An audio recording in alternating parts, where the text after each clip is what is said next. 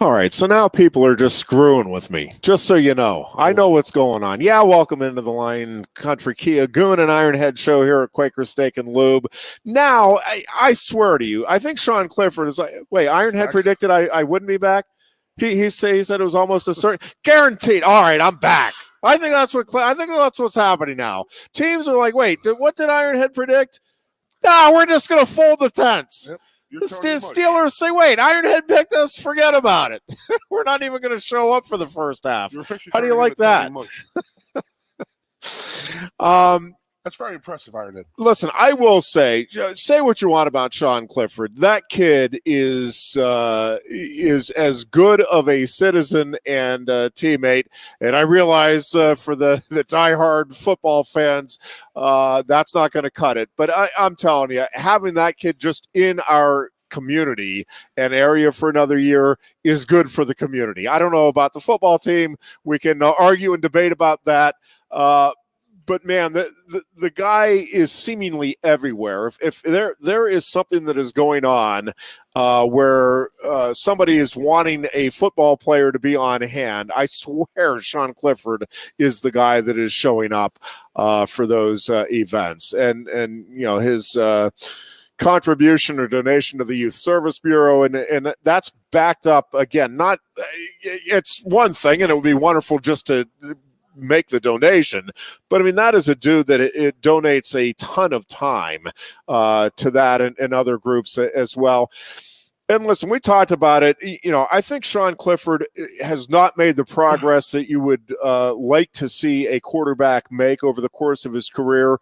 But I think a couple of things that you really do need to sit back and take into account when trying to evaluate that. He has had a different offensive coordinator every season.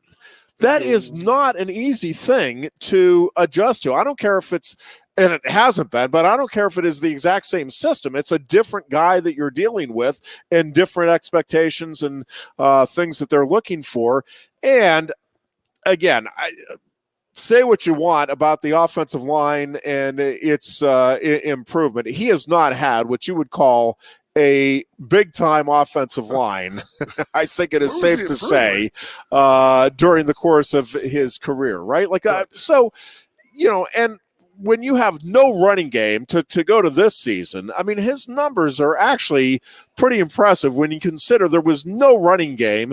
And again, it is at best an average to suspect offensive line.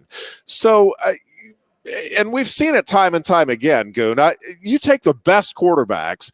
If they are under pressure, they are not performing. Tom Brady's numbers are great because he's getting plenty of time to be able to survey the field.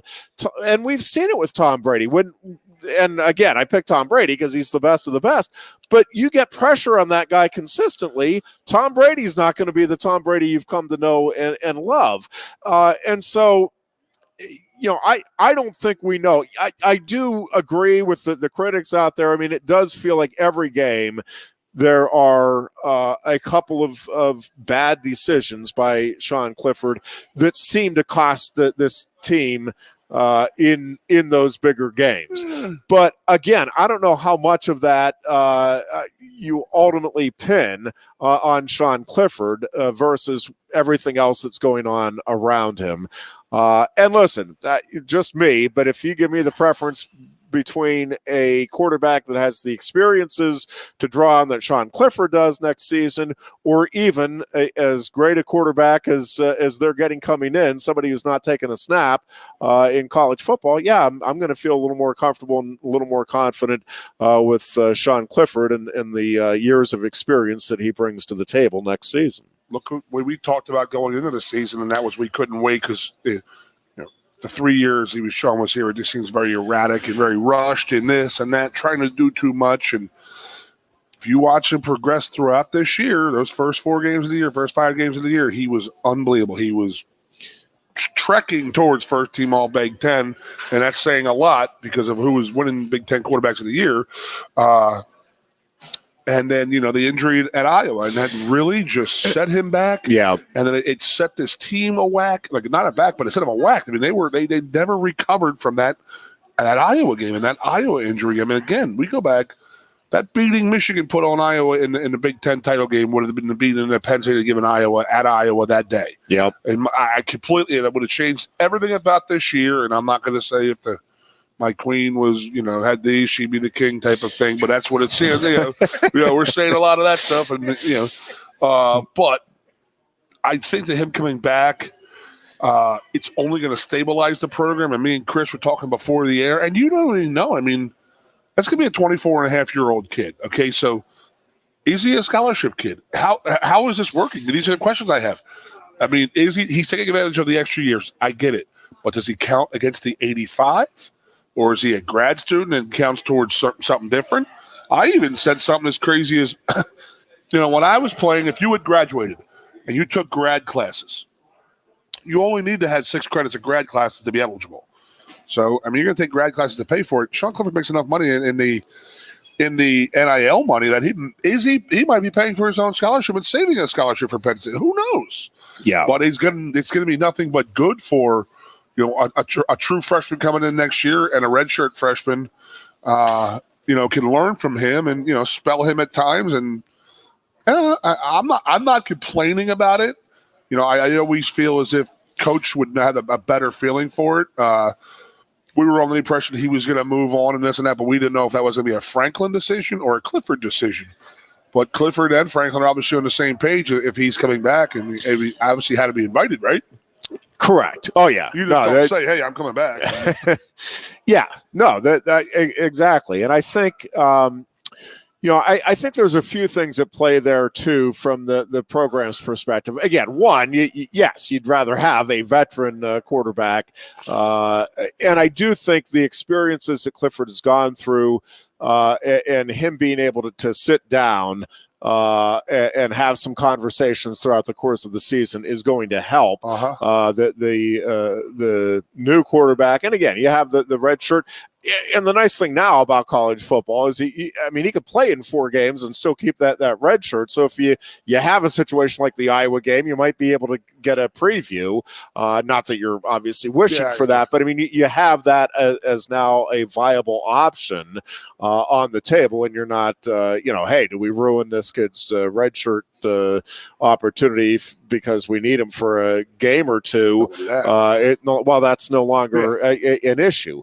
And so, I do think this benefits everybody. I mean, Clifford obviously is going to benefit from another year in terms of trying to improve his stock as an NFL prospect. It's the second year in a similar offense. So he doesn't have to learn a new offense. Yeah. So that is another, again, to me, this is a win-win the whole way around. I also think James Franklin is looking at the overall situation right now and saying, listen, if I can get a leader the caliber of Sean Clifford around my program trying to rebound from a couple of 5-loss seasons, sign me up.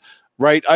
Leadership is a big part of the equation here right now for this program and this team moving forward in terms of, again, trying to put the first half of last season, or now 2 seasons ago, and the second half of this past season behind you. And again, having somebody that brings the intangible component of leadership to the equation is a big part of the equation to me for the program as a whole. And I think, again, the other thing to me is now you really do have a deep quarterback situation, right? I mean, you have some solid depth here at that quarterback spot moving into next season. And I think that is never a bad thing. And I don't think it can ever be undervalued. So again, to me, it's a win-win. And to your point, yeah, now you have an offensive coordinator and a quarterback who have a season under their belt. All right, well, let's talk in the offseason what worked, what didn't work. What do you think we could do better? What do you think? And again, go both ways, right? And let's figure this thing out. Offensive line wise, too. Obviously, yeah, the running game and the offensive line are a big part of the equation here next season in terms of what type of success the offense and the team has. But again, having that part, the quarterback part, solidified, I do not think is insignificant for next season. So, again, I think it's all good news. I understand why some of the football fans are less than thrilled, except that, again, how many times, and listen, I'm not predicting anything one way or the other, and I'm thrilled that Penn State has the quarterback that's rated as the top prospect in the country. But, Goon, we've seen plenty of times, and at Penn State included, but I mean all over the country, where the number one prospect does not have the collegiate career that everybody is expecting. And for many, many years around here, right, the backup quarterback is always the most popular. So everybody now, my God, now we got to let this top prospect.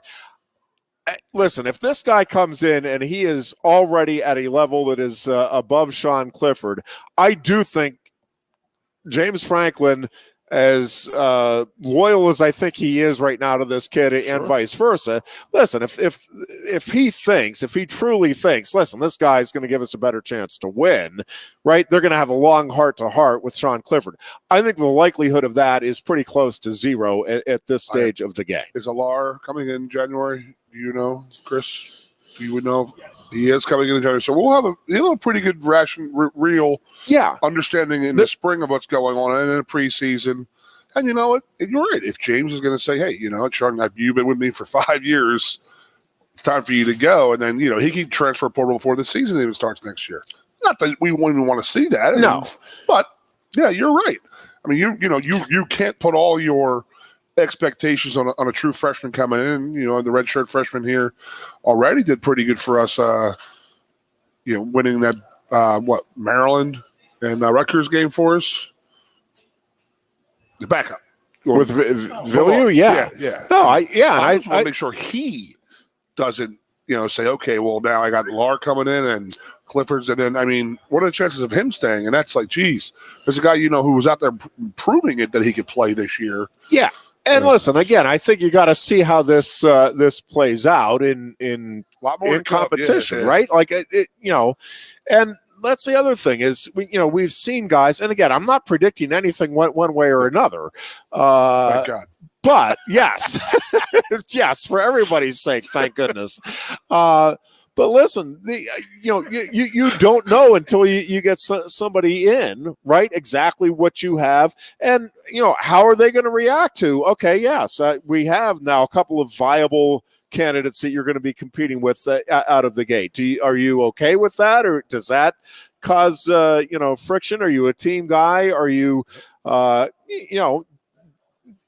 does the University Park campus? I mean, it's not for everybody, right? We like to think it is, but there are people. So that there's just a lot of different components that go into whether or not somebody makes the transition. And listen, we've seen a lot of guys that for a wide variety of reasons, right? That transition that everybody thought was going to be smooth and easy just isn't. So let's step back. I think, again, it is nothing but good right now that Sean Clifford is coming back for all of the reasons and more that we've just talked about. And again, let everything play out.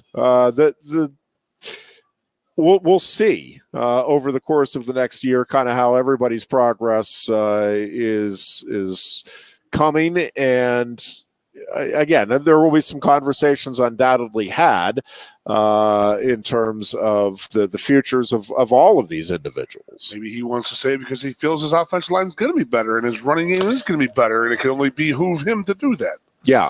I mean, there's a lot of upside to having a fifth-year guy come back who's got about probably 40 plus starts under his belt. I mean, they've been through some wars, man. No one's going to be out there. No one's going to shock him with anything, so that's going to be a good thing. So, go back to Kerry Collins and Joey Burrow thing. It just clicks your last year, and everything slows down for you. And it sure as hell looked like that this year was going that way for him, and then he had an injury and knocked them all backwards. And so I'm glad he has the opportunity to come back and do it. And I hope he comes back and shows in people's faces who are talking smack about him staying. Again, it goes back to these are just college kids here. So I'm getting a little upset, like we're talking about the Steelers and Roethlisberger not coming back, or Jalen Hurts. It's like, no, this is still a college kid. It's still 18 to 22-year-old kids. And again, there are just so many things that factor into to a kid's career and performance. And I just think anybody who is objective and fair with Sean Clifford agrees that this kid has not really had a fair shake in terms of how a quote unquote normal kid's career would progress, right? There's just been so many, from COVID, which I get everybody's going through, but from COVID to the changes in the offensive coordinator to the running game not being what everybody thought it would be this past season, right? There's just been a lot of things. And the injury, obviously, first and foremost in this past season for Clifford. And I think, it obviously impacted him and what he was able to do, I think, in those first couple of weeks that he was back on the field. And so, again, let's just see how it all plays out. I think it will benefit Sean Clifford, and I also do think it's going to benefit substantially the Penn State program. I think it puts Penn State back in the, Booch and I were talking last week that to me next year had the feel of a rebuilding type of year, which I get fans aren't going to want to hear after back-to-back 5 lost seasons. But with a new quarterback, I was presuming in the mix. I mean, I did think that next year, you're hoping to improve upon the record of this season, but that really 2 and 3 years down the road is where you're looking for kind of that playoff opportunity. Well, now I'm not sure that that's necessarily true with how quickly things change. And again, I was not expecting Manny Diaz to be the next defensive coordinator here at Penn State either. That to me also changes the equation. So Sean Clifford back, Manny Diaz in as defensive coordinator. This recruiting class that they have coming in, which is ranked, consensus top 10 for sure, top 5-ish on just about everybody's board right now. So again, now suddenly, to me, next season it feels like a Big Ten championship and a college playoff ought to be on the table. I'm not saying that it's a playoff or bust type of season, but boy, I'm not sure that's not You're bullish already. I'm not sure that isn't something that they ought to be shooting for within the program. And I guess, you'd say that, well, they ought to be shooting for that every year. But I think realistically, and again, we still got to see. There's some decisions still in terms of who else is coming back, who's not coming back. And I'm sure there's going to be a couple of guys that we're not envisioning that will be departing for one reason or another. And probably some guys, if they can have as much success on the transfer portal with guys coming in next season as they had this past year, that's also going to be a big part of the equation. And that's the other part of this, which makes it really impossible before one season ends, right, to try to project what's going to happen the following season. Because I don't know, maybe 10 guys are going to go into the transfer portal. Maybe 2 are, and maybe they're going to get 6 really quality guys in. You don't know. I don't know. Nobody knows right now. And not just for Penn State, but for all of the other, Ohio State, Michigan State, all of these teams, what is going to be going out, what is going to be coming in. And now with the COVID eligibility additions, that adds another level to this, where again, guys that you presume are going to be gone next season, and I'm not talking Penn State now, but second or third round NFL picks, maybe they're saying, you know what, I could be a first round NFL pick next season, and I really like my time here at Michigan or Ohio State or Wisconsin or whatever. And guys that you presume are heading to the NFL, you know what, I'm going to come back and have a fun 6th or 7th year of college. So there's just so many moving parts to all of this that, again, I think this is going to be the case every year, truthfully, but even more so because of the COVID eligibility stuff thrown into the mix, along with everything else that we're talking about. I have no idea what the makeup is going to be next year. Maybe it'll be a championship contending team, and maybe it won't. Maybe it'll have the feel by the time next season starts. And, well, my gosh, we lost those 3 guys that were going to be critical to the transfer portal, and we didn't get any of the big names that we thought we might be able to get coming in. And, it's a much bleaker outlook. So, again, let's just wait and see how this all settles out over the course of the next the next 3 months are really going to be kind of the big part of this in terms of the makeup for next year's team. I mean, you go back to what you just said a few minutes ago, the Manny Diaz hire. I mean, that was out of left field, and I think it's a great hire for us. I mean, there's a proven guy who's proved it up and down at every place he's ever been. I mean, not everybody's a head coach. He didn't do a great record as a head coach, but sure as hell had a wonderful record as a defensive coordinator. So the only problem I have with the whole Diaz thing, and I told Booch before, and that was, is how long is he going to be here? 1 year, and then somebody's going to call and this and that. Well, you know what Booch said? Hey, you want to be in an elite program, you're going to lose your coaches. He said Nick Saban replaces coordinators every freaking year. Yeah. Dabo Swinney's replacing offensive defense. I mean, Dabo was pretty good. He had those guys for a long bit. He did. But you want to be an elite program, you're gonna have that type of turnover, and you're gonna be able to pull a name like Manny Diaz. I mean, that's not a bad damn thing. Not a bad thing at all. The guy can coach, man. No, and again, the way. And we can sit here and bemoan it and decry it and all of that. But the fact is, college football, much like professional sports now, right? Like, you have to play for the day. And if you can get a Manny Diaz and get him in here for a season and ride that wave and get a couple of, again, to me, if I'm a linebacker or a big time defensive lineman and I'm not thrilled at the school I'm at, but I think I could make a name for myself somewhere. I mean, I think I'm looking long and hard at Penn State now, right? I mean, and maybe you were anyway, but I think now on that side of the ball, again, I could go play for a guy that I think is going to get me to the NFL if that's my ultimate goal. And I think, this is a program that, again, despite the record of this season and last, I think it's still – to me, feels like there's some momentum and some cachet to the brand right now. So that, again, it might be a 1 year deal, and it might be that wherever he goes, some guys go with him after that. But again,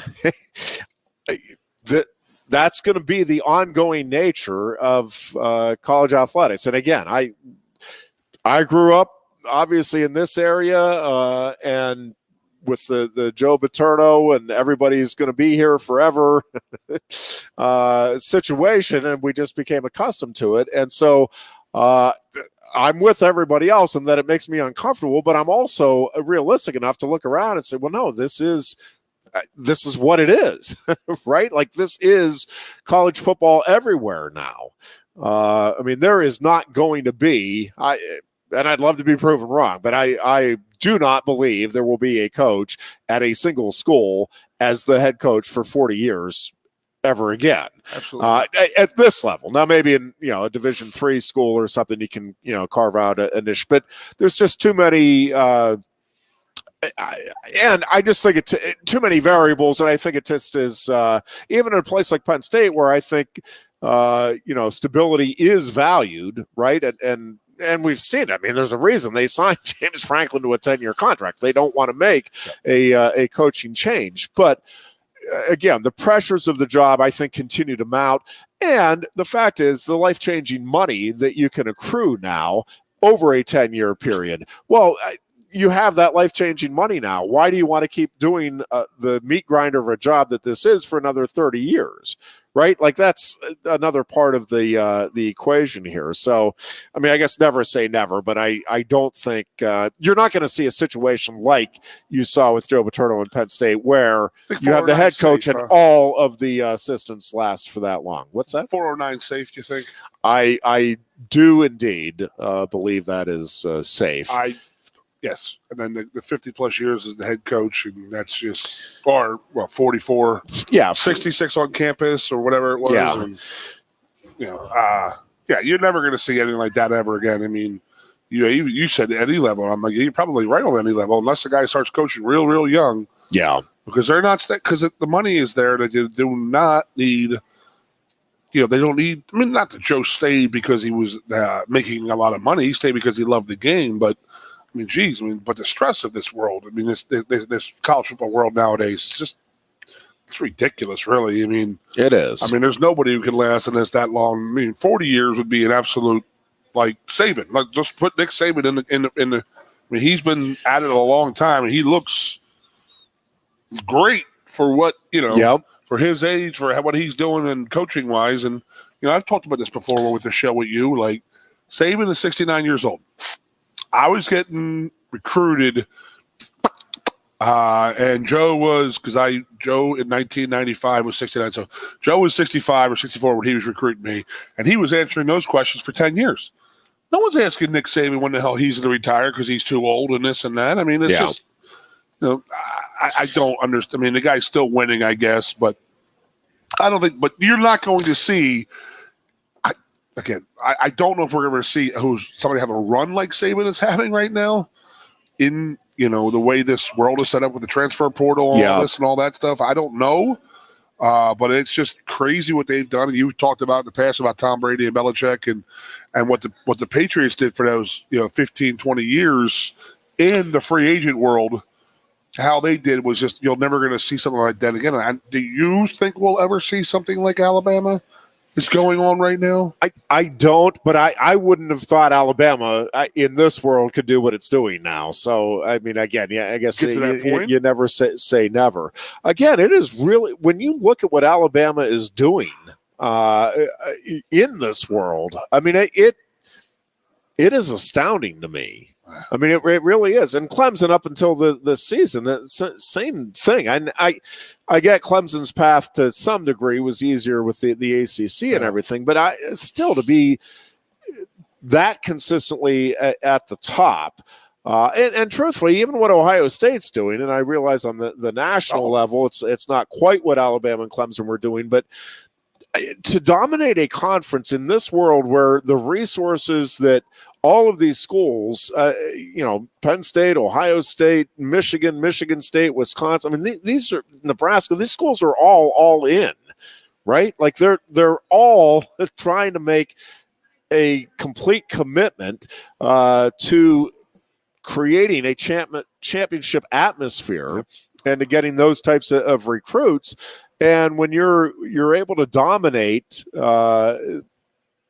with those schools having the ability that they do now to, again, match you in terms of scholarship, match you in terms of recruiting budget, match you in terms of, everything except for tradition. And again, the tradition is, I don't know, in today's world is nearly what it once was, right? Like we've seen a lot of traditional powers ebb and flow while Alabama under Saban has remained consistent. But I mean, you've seen, Texas and USC and Nebraska, and we'll see what happens here with Oklahoma.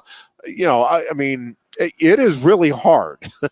I mean, it's always been difficult, but it is, for years, it was always Ohio State and Michigan. And it's because those two schools had the history and they had the big money backing of the boosters more so than the other schools. That's not necessarily the case anymore. Now, and even where you have some schools, I mean, Texas still has the greatest financial backing of any school in the country. Oklahoma State has a great financial backing.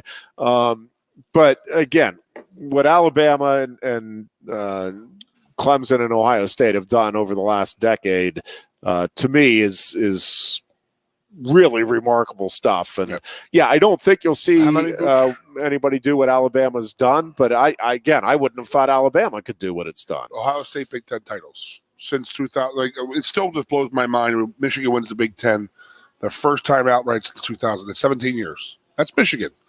And how many? Ohio State has what, 10? I mean, 12, 13, just crazy numbers to think about how one team has dominated the supposed, we're not the top team, top conference in the league. I know that. No, not the top. We're not the top conference and all that. I mean, SEC is ahead of the Big Ten. There's no doubt about it. But for Ohio State to dominate the way they have the Big Ten the last 15, 20 years is up there. And for Alabama to dominate the SEC. Again, those two have Saban said it last year. He goes, the NFL, you win the big game, you get the last pick. You get a little bit punished a little bit. You're the last pick. In the college, you win it. They give you the top 5 players in the country. You win it when you win the title. So, but you still have to manage. You can have all the great players in the world, but I mean, you can have, you're still going to keep them all happy to keep them there. Well, and the thing is, again, the turnover, you can get the players, but the guys that are recruiting the players, right, are going to elsewhere, and the Alabama kids, by and large, have stayed, right? They're not following those assistants to the programs that they're going to lead. And a lot of times those kids, right, I mean, that's just the nature of recruiting. Your connection a lot of times is more so with the assistant coach than the head coach. And you need a head coach closes and all of that. I mean, but the relationship that you form tightest with is usually the assistant who's recruiting you, right? I mean, at least for that first year of if that guy leaves again, now so in some ways what Alabama's done is even more impressive. And again, not just getting those guys, but then getting them to stay on campus even while all of the other changes occur around them. And listen, there's, trying to keep everybody happy in that environment also is not an easy thing. And, one of the things that Saban does deserve a lot of credit for is he has been able to establish kind of that old school, hey, you need to come and perform and show me that you're worthy of being a starter. And if you don't measure up to the standard, right, you're out. In Saban's world, the best player at the position is playing. It doesn't matter your age, how many years you've started, who your father was, how many stars you had. If there's a guy playing better than you, 3 years younger than you, a 1-star walk-on, he's playing. There's no bullcrap in Saban's world. Yeah. Ohio State has that mentality too. It's not the next man up. It's best man for the position, for the job. Get it done. If you're not, we're going to replace you and put somebody else in there. Yeah. A couple of other. Well, actually, let's touch. Couple of things just with Penn State getting ready for Arkansas. Well, first, quick programming note: we will not be doing the show next week, the week leading up to Christmas. A couple of reasons. One, I'll be out of town and doing the wrestling at the National Collegiate Duels in Niceville, Florida on Monday and Tuesday. We don't get back till Wednesday night, and then that Thursday with your travel schedule and everything, it just it made sense to just take the week off. And there's not a whole lot going on locally, obviously, on the sporting scene in that week leading up to Christmas. That following week, the week between Christmas and New Year, I will be in town and Chris will be in town. So we will be doing the shows and you'll be joining us as we get ready for the Outback Bowl matchup with Arkansas. So we'll be doing you Wonderful remotely, week and we'll be of having the fun. year. That Penn State Arkansas game, I do think, is going to be a fun one. I mean, all things considered, and regardless of what you think about whether they deserve it or not, it's a fun game. I think there were some other matchups that people were talking about that I think would have been very intriguing as well. Obviously there was a possibility there for a while of Pitt being an opponent, and anytime that's a possibility, I think it's neat. There were some some other neat opportunities, but the fact that this will be the first time Penn State and Arkansas have played each other, and again, both had kind of similar seasons in that. I think nationally the expectations weren't that great at the start of the season. Then all of a sudden, I think fans of both teams were like, "Wait a second, we might be national title contenders. This might be a special year." And then both teams kind of had things fall apart in terms of the win-loss record down the stretch. And I think. This is an opportunity for both of these teams to get a really big win to close out the season and to try to build on for next season. I think both these teams are rightfully excited about both the game, the Outback Bowl, the fact that they got chosen to play in the Outback Bowl. And I think both teams, both programs are genuinely excited to have the opportunity to face each other, right? Because Arkansas does have, name brand to it, probably varying degrees depending on when you grew up and followed college football. But I think, obviously Arkansas, I think, is excited about the opportunity to face Penn State as well, in the name that is Penn State. Frank Burles, the head coach there back in the day. Oh, yeah. Keith Jackson doing the game in the mid-'80s. That was great. But, Arkansas is a good name basketball, football-wise, sporting-wise. And then, they're going to sit there and say it's Penn State, we still have a very good name brand. And, this isn't the first time, whether we deserve to be here or not, we've gone to a lot of bowls that we've actually jumped ahead of people. And that's a credit to our fan base. And they know that we're going to travel. And it is what it is. As a player, you don't complain. They're going to tell you who to play. You go out and play. Should it be a good game? Yes. How many guys are going to transfer? Opt in, opt out, all that stuff. Have we even? Brisker's the only one, I believe, who's not playing for us. That has announced. He's the only one I've seen. I know Arkansas's that top receivers. He already opted out of the game, so I get that. But this is a reward for the players and for both teams to go down. You're going to be on national TV. You're the first game of the day on New Year's Day. That is always a big thing when it came to the Outback Bowl. And a lot of people watch that game. More people watch that game than they do the Citrus Bowl, in my opinion, because I think it's on first. You get into it, and then you don't turn the game over. So, it depends on how competitive. Obviously, if one team or the other gets up big, then there's going to be some channel flipping going on. But if you're giving them a reason to stay, again, you may flip, but you're going to be flipping back to see, all right, how does this thing turn out? And so, I do think it's a good spot to be in. One of the original Outback Bowls, Ironhead, in 1996, my last game. That was that wet. Oh yeah, rainy versus Auburn game. Yeah, but I think it was the first time. It was always the Hall of Fame Bowl, I believe, and that's when they started getting the big sponsors for it, right? Chris, was I believe it was the Hall of Fame was the first game. Yeah, I call it the Hangover Bowl because it used to start at 11 a.m. On New Year's Day. So. That isn't the only reason I was calling it the Hangover Bowl that day. I have to tell you, walking through that parking lot that day to the press box that day in particular,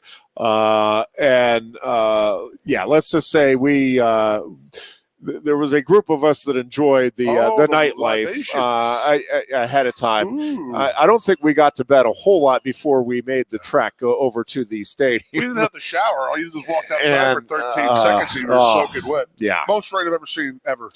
In one area. It was. All day, the whole time. It never stopped. It never let up. But it was the first time it was the Outback Bowl, I believe, or maybe the second year or whatever. But we went through the first welcoming buffet line. And it was Outback steak, Outback, fries, blooming onions, burgers, steaks, and then they had the potatoes and stuff like that. And then it was just like, dude, is this all you can eat? And they're like, so I'm like looking around for the old man. Like, no, it is. I hope It's the a old great. man's on here because I'm going to make a spectacle of this place right now. It is. It's a great bowl game. I mean, for fans and media members and teams alike, they make it have the feel of what used to be the Big Four and whatever, however you want to look at it now, the biggest of the big. It has that type of feel to it with the way they roll out the hospitality down there, and last time and they do have events going on throughout. I did screw up. I said a couple of years ago, the last time we had played in this game was when we played Tennessee. It was not. No. I forgot we had played Florida there with Urban. Yeah. And that was the 10 season, I believe, and it was correct? Yeah. That was McGloin threw about 92 picks. Not his fault, but, yada, yada, yada. Yeah. But I remember, I did forget that game. But we did that. We have had we need to beat Florida up sometime. They always seem to beat us. They it'd be okay like Tennessee. But I did enjoy the Outback Bowl. It was one of my favorite bowls. I mean, I've told you 1,000 times how it was so much better than the Rose Bowl because the Rose Bowl was like, hey, we're the Rose Bowl. We're not going to do crap for you guys. Where the Outback Bowl was out there. You even a media member, they were probably trying to make you show you such a good time and this and that. That's what they try to do. And so I don't know if I have told you the story or not. But have you ever heard the story of the equipment truck coming back from the Outback Bowl? So I don't think so. How wet and disgusting everything was. Yeah. It was. I mean, you could go jump in the pool, and that's how wet you're going to be one time on the ground. Full clothes. So helmet, pants, jerseys, cleats, just cake battered in mud and just it was that sandy dirt that they had there. So we fill up our travel bags, and Spider and Shopey, the equipment manager, is like, yeah, let's put them in there. We'll take care of it at State College because you can't, you got to get the hell out of it. Bucks were playing the next day, so you got to get your crap out. So they load the truck with all these, bags of our equipment and this and that, drive it up north, and they got to wait 4 or 5 days until the equipment managers come back to campus to unload the truck. And it was a cold storm up here. And Spider said they opened the truck up and it just got that whiff of that just frozen, moldy, and then they had a couple days before the team actually had to show up. But we walked in the locker room, and all of our pants and pads and shoulder pads and helmets were laying like out in the open, fans all over them. Oh my! I don't know what a battlefield smells like, but that's what it smelled like. That locker room was horrendous, just like that, like moldy, mildewy type of cold and air, and in this locker room, it was just absolutely unbelievable. Sounds Spider like fun. And Shopey. Now Shopey, he gave stuff away like people throw it he gave nothing away. You could get nothing from Shopey. And that day he was like, yeah, you take them jerseys, get the hell out of here. Just take it. We don't want it. So we all did get our jerseys out of it, but how did we transfer our jersey, which weighed 82 pounds, and we were just sitting there like walking out of the locker room, like holding this like wet, covered in dirt crap white uniform. It was brown. Hey, yeah, you guys keep them. Oh, thanks, Spider-Man. Thanks, show me. Really appreciate that. So my highlight of that game is Chris and I have talked about it, is how well Wally played in that game. Wally was like, wasn't even affecting him. No, it was. Throwing the ball around, and then Bobby being Bobby, the last play, his last game at Penn State, just catching everything that was absolutely thrown at him. Jervicius going down the streak down the sidelines, just like the Rose Bowl the year before. Yeah. Penn State had an interception. Imagine that. He only played on bowl games. I'm convinced that Penn State just showed up in January games. Yeah. And that was a pretty good Auburn team we smacked around that day. Take a short break here. When we come back, we'll talk some NFL, although grudgingly on my part, as we continue the Lion Country Kia Goon and Ironhead show from Quaker Steak and Lube after this. Lion Country Kia is offering exceptional deals on your new Kia during Kia's Command the Season event. We have a nice selection on the 2021 Kia Sportage with various options and prices as low as $26,800, saving you $3,000. Or if you demand big power and towing capacity, day, slip into one of the 2021 Kia Sorentos available on our lot, starting at $32,680. Discover why Kia drivers throughout the area come to Lion Country Kia or visit online at lioncountrykia.com. Quaker Steak and Lube is throwing open the garage doors and setting up the umbrellas. It's patio season. Come enjoy great food, drinks, and fun in the sun. There's always something happening at Quaker Steak and Lube, but we're really amping up our event calendars for our favorite time of year. Visit thelube.com to find out what's happening at your local lube this season. Lunch, happy hour, dinner, or late night, indoors or outside, at Quaker Steak and Lube, you'll always find big flavors, friendly faces, and lots of fun. Hi, Johnny Broom here. If you're in the market for a new Hyundai or a pre-owned car, truck, van, or SUV, nobody beats a Blaze Alexander deal. But don't take my word for it. Hey, Goon says tell him Johnny sent you. Hey, tell him Johnny sent ya. Tell him Johnny sent you. Wait, tell him Juan or tell him Johnny sent you? Tell him Johnny sent you. Here at Bill Pickles Tap Room, we say, tell him Johnny sent you. And remember, And we are back with the Lion Country Kia Goon and Ironhead show here at Quaker Steak and Lube. The Penn State students are in finals week. Best of luck to all of you kiddos out there as you get ready for the Christmas break then. But stressful week for many. Yeah, my nephew called me today. I said, hey, man, we just got back from Florida. Do you want to come to dinner before you go home for Christmas? Because my last finals today from 4 to 6 statistics, and he goes, I'm going out. I said, good for you. Celebrate it, my brother, little man. Celebrate it. Yes, indeed. Steelers, it was a fun watch in the second half. It was unbelievably frustrating in the first half. I will say, I'm not quite as down as many are in Chase Claypool, but I will say, at some point you've just got to own up to, you know what? Yes, I'm sorry, I got caught up in the moment. That was a dumb thing to do, right? Like, you just have a lot more respect for somebody because it happens. I mean, you but to say I'm doing my thing, and I thought Ryan Clark was right on point with this one, right? Ryan Clark's like, no, you don't do your thing. This is a team game. You do what the Steelers or your team needs you to do. You don't do your thing when your team needs you to get the ball back to the officials so they can get it set. You don't do your thing. This isn't about you, and that is just the frustration. As a Steelers fan, and again, that in and of itself is not the reason the Steelers lost the game, but it cost them an opportunity to probably get another play off.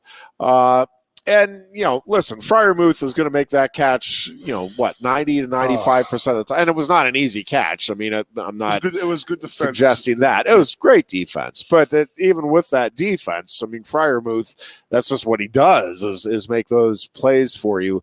So, very frustrating, very disappointing.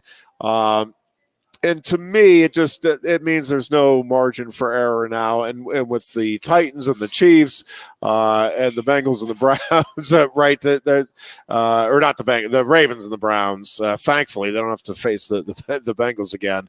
But it just it feels very unlikely that the Steelers make the playoffs now. I don't know about the percentage chance at 10 is what it's listed at. I don't know about that, but I think they have to win out to feel assured. They can possibly afford a loss in those remaining 4 and still sneak into the playoffs. I think that's a possibility. But again, I think the chances of going 3-1 even with those teams on your schedule, and listen, the likelihood that the Ravens and Browns are going to have something to play for in those games when you're facing those teams, right? So it's not going to be that either of those teams, not that the Ravens or Browns would ever roll over for the Steelers anyway, but I don't know. It feels like a very tall task, and that was an opportunity, one of a few that have slipped away from the Steelers this season. that Claypool would get it a little bit after what he said last week. Yeah, it's just turning more music on at practice so they can have more fun. And it's after frustrating. Cameron Hayward said, I'm going to rip my speaker out and throw it out of my car window. I mean, he should have just ripped Claypool's larynx out and then wouldn't have that kind of issue. Yeah. But, I mean, that is the new type of player. That is the new player in this world in the NFL, and that is I'm going to do what I do. And it's like, you know what? That doesn't work, especially for a program and a organization like the Steelers like that. You mean where they're alumni, it means that much to them, like a Ryan Clark would jump up like that and say something like that. But it's the Antonio Brown, Juju. They're more worried about themselves instead of the team. But that's the way the receivers are. It seems the receivers and corners and safeties have their own little game out there, Ironhead, and they play their own little world. And let the fat guys fight up front, and they make a lot more money than those receivers. So. But, I mean, I just couldn't believe it. It was just what are you thinking? And it's just some of how. I mean, again, I was away, so I only saw it a little bit. Yeah. I wasn't around. All the Steelers fans had left by the time the Freiermuth and that had the last play of the game at the places where we were at down in Florida. So, but I mean, let me just think about this now. They didn't play a bad first half. They played a first half that they just played a hell of a game 6 days before. Yeah, and I do. That was a hell of a game. 5 days before versus. I mean, you can't. No, and that game was in the league is the Steelers Ravens every year. To have them play 5 days later, I'd be a little upset with the schedule maker on that one, Ironhead. Yeah, well, it's really 4 days. Yeah, I mean it's really 4 days, and you're going on the road, right, to face the Vikings, and that is a good environment there. With the sound that they have pumped in and all of that. I don't know. And that passing game of Minnesota is dangerous. Yeah, I did think the Steelers, and I even just texting with a buddy of mine. I'm like, yeah, this just looks like a team that was in a really physical, emotional game. And it isn't ready to go. And to me, it's completely understandable. I mean, I know you say, well, listen, they're paid to be ready to go. Yeah, I always go back to, and I've talked about this many times, and probably too often, but it has just stuck with me. Jerome Bettis, and I used to have the privilege of producing his show at, when he was doing a KDK in Pittsburgh on Tuesday nights, and he was very gracious with his time beforehand, and we would just talk a little bit. And one of the things we talked about, and I think he talked about it on air too, but he's like, yeah, I can't really get out of bed until Thursday. After if we play Sunday, he said, those first 3 days after the game, you're not waking up it takes my body about half an hour, 45 minutes to be able to physically get, I don't know if people truly understand. I mean, I don't know that I really, even after talking with him, I mean, I don't think you can appreciate that unless you're going through it. To have your body be so sore that you literally cannot get yourself up out of bed. He said, I have to go to the bathroom, and I know it's going to be a half-hour process to get there. And I'm just hoping I can hold it because I can't get my body to get up and walk. And you're talking about, again, prime physical specimens, right? But that's how beat up your body gets in an NFL game, especially if you're in one of those positions, which, running back, where you're getting Jerome played absolutely crushed. He played a speed game more than a physical game. Man. Yeah, that's true. He was all about the speed. No, but you hear stories of guys and stuff. I mean, I tried to shy away from the contact as much as he could. Rich Yornberger played here years ago, and I read an article he had written. He's in the media now, and he wrote an article about what he was having to do. And this is not even a star player. It was just a guy going out and playing right guard or left guard for the Patriots, having, wife pretty much has to roll him into one of their warming hot tubs in their bedroom just to loosen his body up to get up and take a shower and get on with the day, go over to rehab and this and that, get to the training room, go over and lift, and just crazy stuff. And I mean, you were. The thing is that when you were young, you got just as beat up, but you just recovered from it so much faster. Yeah.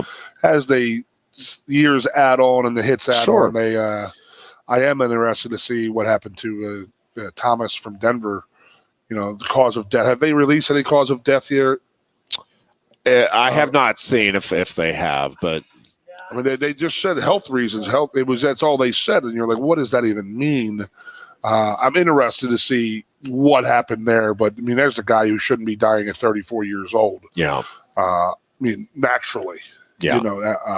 But yeah, I can't imagine the pain that Jerome Bettis went through. I just, Jeff, I always talk about offensive linemen's hands feel after games, and this is the stuff that people don't realize is that your D lineman's job is to get those off of his body. So he is punching, scratching, this and that. So your hands get beat up, but as a running back, you're holding the ball here, and you have helmets, shoulder pads, fists, shoes, everything hitting your hands.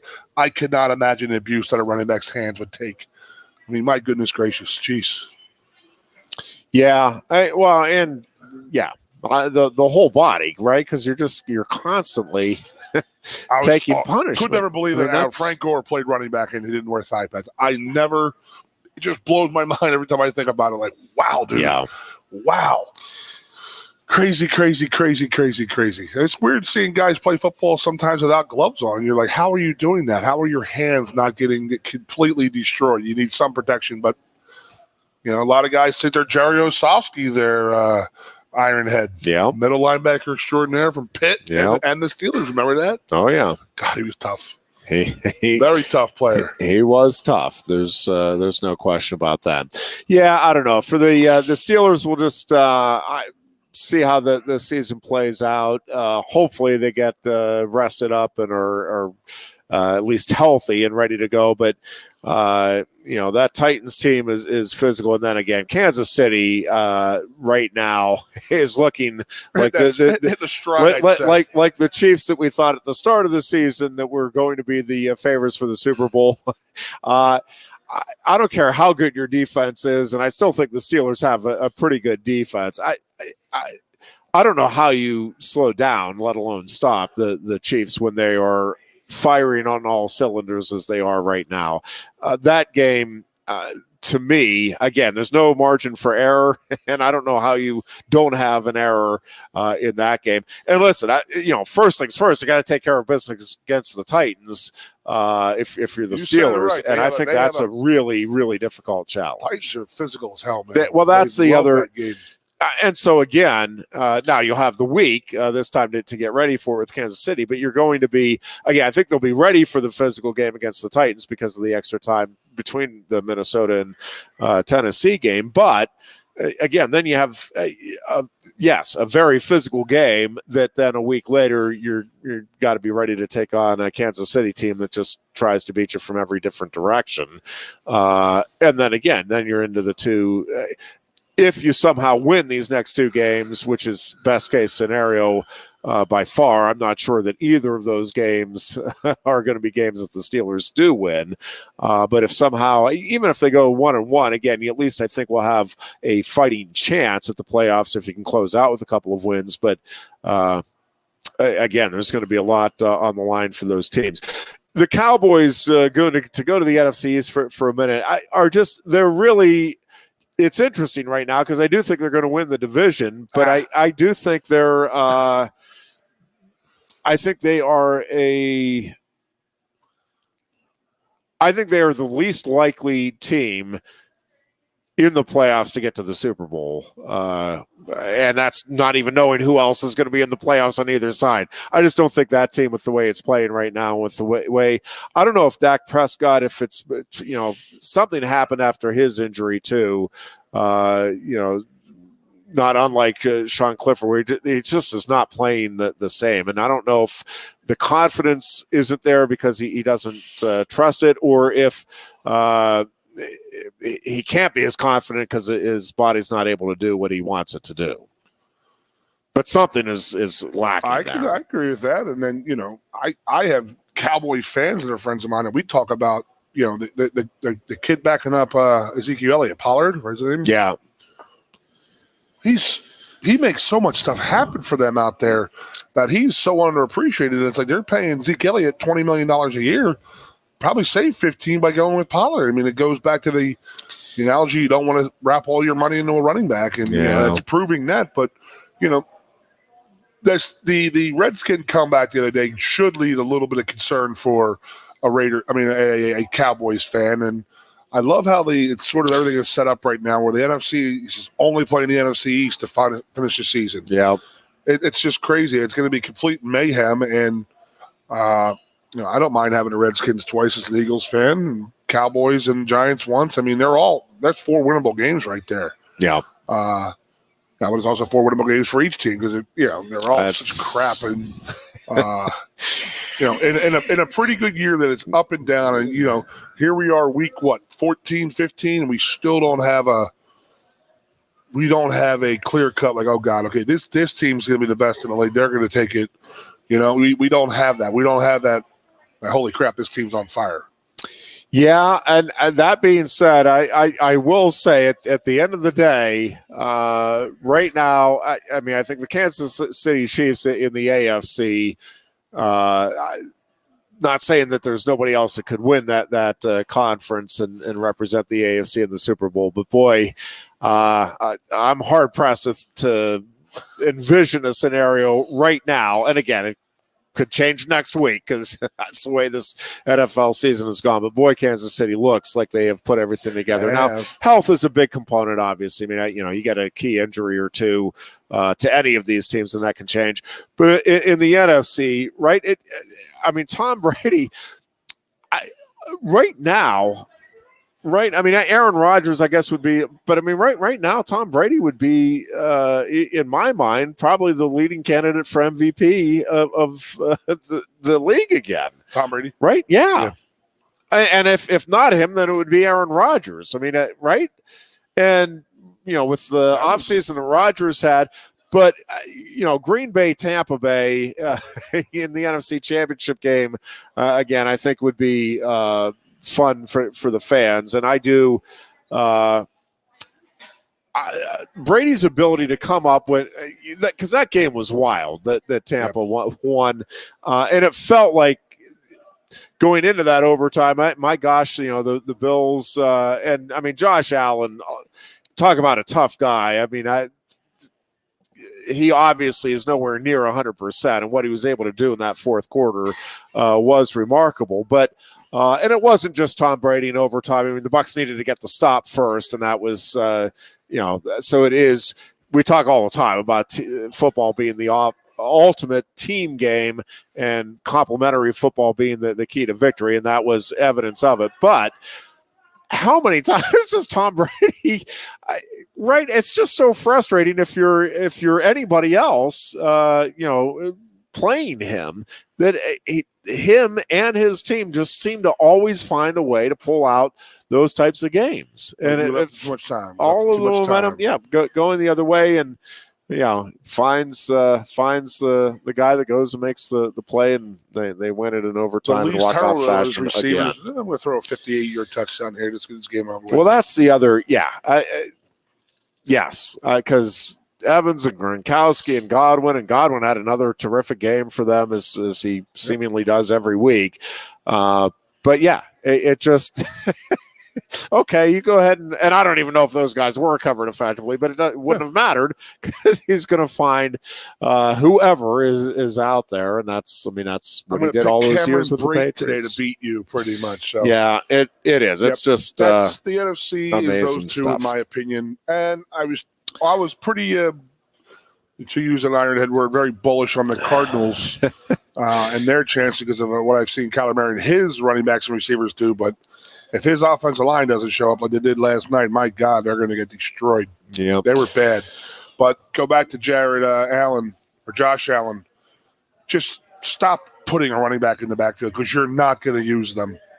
I mean, you're going to throw the ball 75 times. Just do it. Just, quit faking it with the run because they have no run game. It's so bad, and they are just lighting and teeing off on him right now because they know they have no run game to worry about. Yeah, and they did get a couple of good runs, but I mean, it was literally a couple of good runs where you're like, oh wait, maybe they'll, and then the next three is, oh no, never mind. I don't know. It has been a strange NFL season, but at the end of the day, I think we made maybe the Buccaneers and Chiefs again after all of that, where it felt like anything could happen. Although the Packers are going to have something to say about that, and we'll see. Again, things can change so quickly. We'll see. Yep.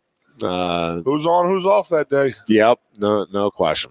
All right, that's going to wrap things up for today. We'll be back on Thursday with yet another edition of the Lion Country Kia Goon and Ironhead Show. Until then, be good and be safe. Lion Country Kia is offering exceptional deals on your new Kia during Kia's Command the Season event. We have a nice selection on the 2021 Kia Sportage with various options and prices as low as $26,800, saving you $3,000. Or if you demand big power and towing capacity, slip into one of the 2021 Kia Sorrentos available on our lot, starting at $32,680. Discover why Kia drivers throughout the area come to Lion Country Kia or visit online at lioncountrykia.com. Quaker Steak and Lube is throwing open the garage doors and setting up the umbrellas. It's patio season. Come enjoy great food, drinks, and fun in the sun. There's always something happening at Quaker Steak and Lube, but we're really amping up our event calendars for our favorite time of year. Visit thelube.com to find out what's happening at your local lube this season. Lunch, happy hour, dinner, or late night, indoors or outside, at Quaker Steak and Lube, you'll always find big flavors, friendly faces, and lots of fun. Hi, Johnny Broom here. If you're in the market for a new Hyundai or a pre-owned car, truck, van, or SUV, nobody beats a Blaze Alexander deal. But don't take my word for it. Hey, Goon says tell him Johnny sent you. Hey, tell him Johnny sent ya. Tell him Johnny sent you. Wait, tell him Juan or tell him Johnny sent you? Tell him Johnny sent you. Here at Bill Pickle's Tap Room, we say, Tell him Johnny sent you. And remember,